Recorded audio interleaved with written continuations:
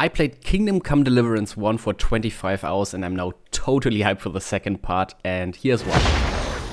Hi, my name is Fup. In case you don't know me, I'm helping Franky Boy with the video production on this channel, so from time to time you will see me. Hi. Franky Boy has a big German channel where this game was the second one he ever covered, so we are pretty hyped about the next game anyways.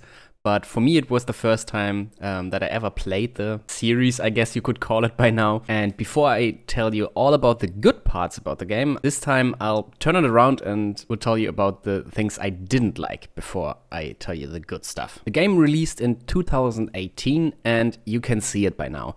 It's by all means not an ugly game, but if graphics are important to you, then this could just not be enough or not good looking enough. The textures sometimes are just not that pretty anymore, and there are always popping up things in the background, which could be very annoying to some people. Also, the mouth movement is not really very fitting to what is being said. That could be different in some languages, maybe. In the languages I played the game on, it wasn't perfect. And with not perfect, I mean not fitting at all, so terrible.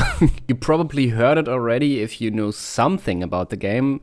The fighting system is very, very wonky and, yeah, hard to learn, I guess. And that could really be a turnoff for some people. I haven't mastered it at all, and sometimes I struggle with the fights, but yeah, most of the fights you win anyways. So it's not that big of a deal, I would say. And my last negative point on the list is the game punishes you pretty hard. And that's also on the good list, more on that later. It is on the bad list because I could imagine that, yeah, some people are not super excited when they think, oh, okay, this decision is fine or should be okay, and then all of a sudden they are in jail or have to pay like big sums of money. And yeah, the game has quite a few scenes where that could happen, especially in the beginning when you don't really know what's happening, but it's also the charm of the game, and like I said, more on that later. The game is very good when you feel like you only played 1 hour, but it has really been 5. Or also when you're at work and you are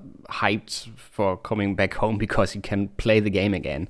And this game had both of those things for me personally. And here's a positive list about the game which contributed to that. The storytelling. Not only the story itself, like plot-wise, but how it has been told or is being told in the game. Amazing. I won't say anything else about the story to have this video kind of spoiler-free. But yeah, I got totally hooked. Like I said, I only played 25 hours and I'm far, far away from finishing the game. But the story already has me super hooked. And that, of course, is pretty important when you're playing a story game. My next point. You can do whatever you want, at least when you finish the tutorial, I guess. But yeah, I love it when you have freedom in games. And in this one, I, for example, decided to pick a big amount of herbs in case I think my third achievement in this game was pick 10,000 herbs, which is an achievement on Steam, and only like 2.6% got this achievement who played the game. And yeah, it was my third one, so that kind of tells you how much I love this freedom in games. And it is present in KCD1. So if you are like me, you will have a lot of fun. Point 3. There's so much to do in the game. Of course, there are main and side quests, but there's also tournaments, mini games, hunts, hidden treasures, and so much more. So you can really spend a lot of time in this game. Point 4. Decisions have consequences. That is sometimes good, sometimes bad, like I already said on the negative list. But the part I like the most about this is there's a big risk and reward factor in this.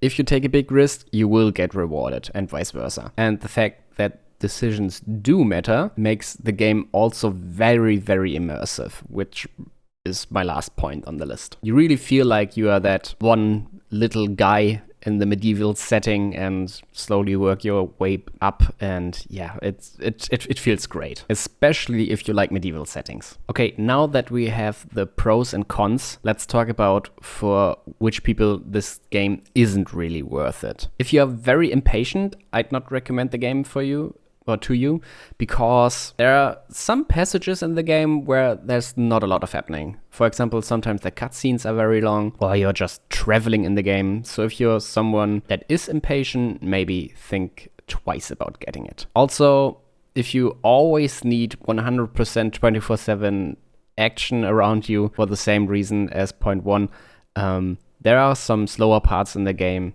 and that could be annoying for you. Also, the last point, if you have trouble learning a lot of things, for example, at the start of the game, this could be troublesome, but I'd highly recommend you give it a shot if that's the only problem you have, because that the systems take some time to learn and get explained thoroughly is very important. I myself had not so much fun at the very start because it was just a lot to learn, but as soon as I reached the part in the game where I could do what I want, it was amazing. Okay, and for who is the game worth it? I'd say for everyone who isn't affected by the negative list.